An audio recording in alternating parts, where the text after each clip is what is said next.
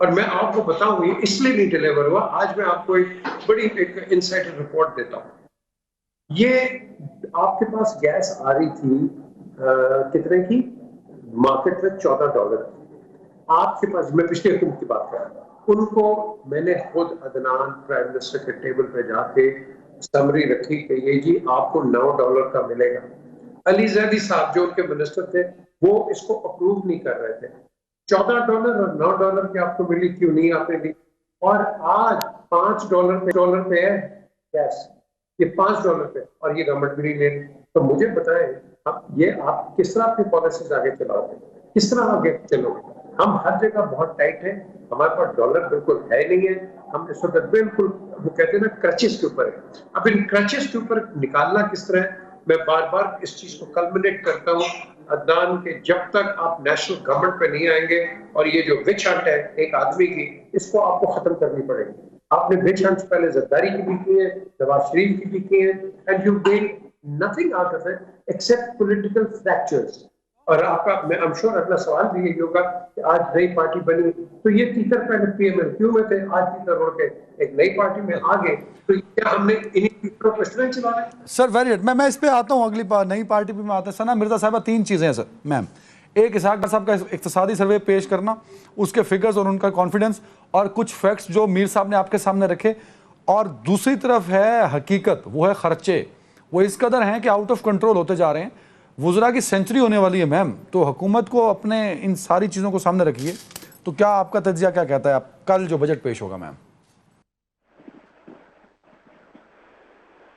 Policy expectation نہیں کرنی چاہیے کہ یہ کوئی عوام دوست بجٹ ہوگا, کیونکہ جو پریکٹیکل گراؤنڈ پہ لوگ ہیں ان کو پتا ہے کہ آئی ایم ایف نے جس طریقے سے ہم اس گورنمنٹ کو ٹائٹ کیا ہوا ہے, بہت ہی مشکل لگتا ہے کہ یہ ایسا کچھ. ثنا میم قطع کلامی کی معافی, آپ نے اتنا عرصہ خبریں پڑھی اور بڑی بڑی پرانی صحافی ہیں, اتنے بجٹ آپ کے سامنے پیش ہوئے, کیا کبھی آپ نے یہ خبر پڑھی تھی کہ یہ بجٹ عوام دوست بجٹ ہے؟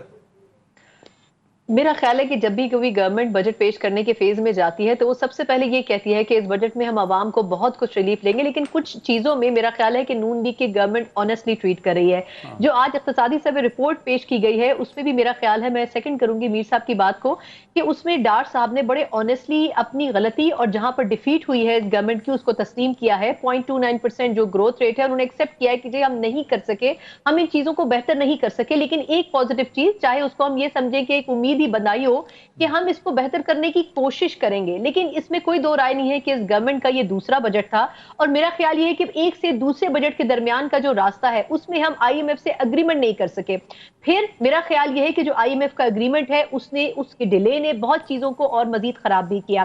اور جو شہباز شریف صاحب کا اسٹیٹمنٹ ہے کہ جی اگر تو یہ آئی ایم ایف کا اگریمنٹ نہیں ہوتا تو قوم جو ہے اس کا عزم اور حوصلہ بلند ہے, اس کا مطلب یہ ہے کہ ابھی بھی یہ چانس موجود ہے کہ آئی ایم ایف سے اگریمنٹ شاید ہو سکے شاید نہ ہو سکے, اور اگر وہ 30 جون تک نہیں ہوتا تو وہ اماؤنٹ بھی ہمارا جو ہے وہ ابسلیٹ ہو جائے گا, وہ ڈوب جائے گا. تو میرا خیال یہ ہے کہ اس بجٹ میں کنسٹرینٹس بہت زیادہ ہیں. یہ گورنمنٹ کوشش ضرور کرے گی کہ عوام کے لیے کچھ نہ کچھ کیا جائے, لیکن بہت زیادہ کچھ دینے کے لیے اس گورنمنٹ کے پاس موجود نہیں ہے. ثنا میم میں بالکل, اسحاق ڈار صاحب نے بڑا کانفیڈنٹلی چیزوں کو اون کیا, بڑی اچھی بات ہے. بھئی یہ بجٹ کوئی سیکرٹری خزانہ تو پیش بتا نہیں رہا تھا نا, یہ سروے اقتصادی سروے رپورٹ یہ وزیر خزانہ بتا رہے تھے, ہی از رسپانسیبل. وہ یہ بھی بتاتے کہ بھائی ایک سال میرے پاس رہی وزارت خزانہ, ہماری حکومت کے پاس, ہم ڈیلیور نہیں کر سکے, اگر یہ چیزیں اچیو نہیں ہوئیں, یہ سروے یہ بتا رہا ہے, تو اگلے مالی سال میں ہم ان چیزوں کو ایسے کر کے اس طرح اس پلان کے ساتھ اچیو کر پائیں گے. تو وہ بھی تو بتاتے میم, امید تو دلا دی کہ اچھا ہوگا, پر کیسے ہوگا یہ نہیں بتایا. ویسے تو یہ کہنا شاید بہت اچھا نہیں ہوگا, لیکن ہمیں یہ بھی یاد کرنا چاہیے کہ اسد عمر سے لے کے حفیظ شیخ اور حفیظ شیخ سے لے کے شوکت ترین تک 3 وزراء خزانہ پچھلے دور میں بھی آئے, انہوں نے کیا کچھ اچیو کر لیا اور کیا کمال دکھا دیا. پھر تو 90 سے شروع کیجئے, نا, جب معاشی حالات پر بدلنے کی بات کی گئی. میں تو پاکستان کو بدلنے کی بات کر رہی ہوں نا, کہ اکانومی کے حوالے سے بہت دعوے کیے جاتے تھے.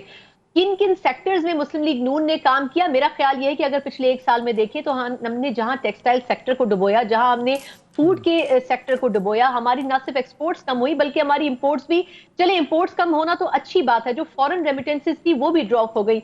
मेरा अपना ख्याल ये है कि इस गवर्नमेंट की सबसे बड़ी जो तकिया था वो था इसहाक डार साहब के ऊपर, और जिस तरह इन्होंने मिफ्ता इस्माइल साहब को किक आउट किया था, लगता ये था कि डार साहब बहुत अच्छी पॉलिसीज लेकर आएंगे। लेकिन डार साहब को भी एक स्टेज पर यह मानना पड़ा कि शायद मिफ्ता साहब कुछ फैसले और कुछ चीजें दुरुस्त कर रहे थे, लेकिन जिस तरीके से मिफ्ता साहब को निकाला गया, मेरा ख्याल यह है कि अगर उनको रहने दिया जाता तो किसी न किसी हद तक कुछ चीजों में वो बेहतरी ला सकते थे।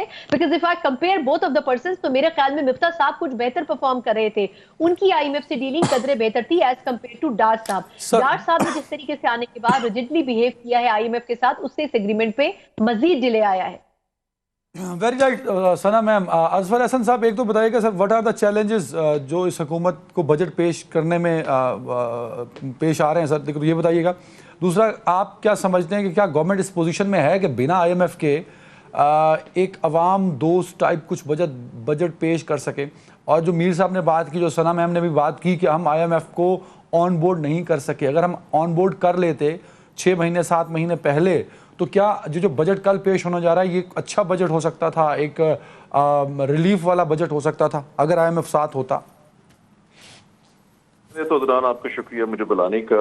मैं इस पे सिर्फ ये बात कहना चाहूँगा कि ये जो स्टेट ऑफ पाकिस्तान है, मैं यहाँ पे सिर्फ किसी एक पॉलिटिकल पार्टी या गवर्नमेंट की बात नहीं कर रहा। हम हमेशा 3 महीने 6 महीने की बात देखते हैं, उसके आगे हम कभी नहीं देखते।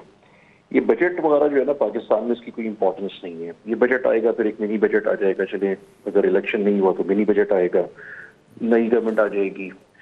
हम लॉन्ग टर्म स्ट्रैटेजी और लॉन्ग टर्म प्लानिंग पे कभी काम नहीं करते।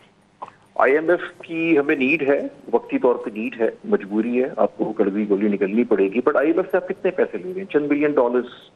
लेकिन आपका जो एक्चुअल पोटेंशियल है उस पर हम काम नहीं करते। जो एफडीआई का इनफ्लो आज इकोनॉमिक सर्वे पे आया है वो $2.98 मिलियन से 1.8 पर आ गया है, ठीक है। और ये फर्दर नीचे जाएगा। आप ये मुझसे लिख के रख लेंगे, अगले 1 साल में ये फर्दर नीचे जाएगा, चाहे कोई भी अगली गवर्नमेंट आ जाए।